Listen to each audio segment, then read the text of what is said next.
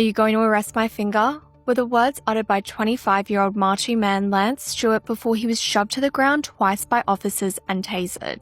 Body-worn camera footage obtained by the ABC through a Freedom of Information request shows the man holding up his middle finger and approaching police.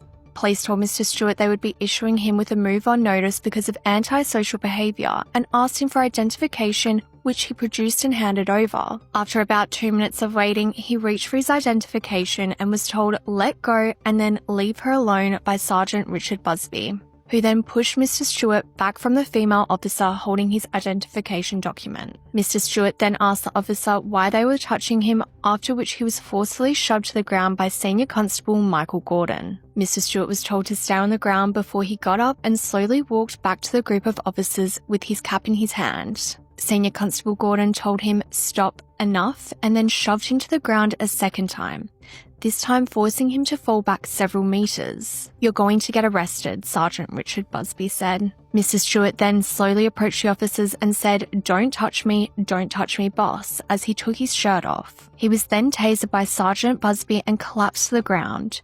2 officers pinned him down and cuffed his arms. An internal police report deemed the use of force proportionate and appropriate under the circumstances with no issues identified. However, the Corruption and Crime Commission found that while the deployment of the taser was justified, the decision to push the 25-year-old man was excessive under the circumstances, resulting in disciplinary action against an officer and the withdrawal of disorderly conduct charge against Mr. Stewart. Criminal law researcher Professor Talia Anthony told the ABC the use of force was not warranted under the law. This is part of a broader pattern where WA police target and profile Aboriginal people. Data shows WA had over 42,000 notifications to the Aboriginal Legal Service in 2024, the highest in Australia according to ALSW Director Peter Collins.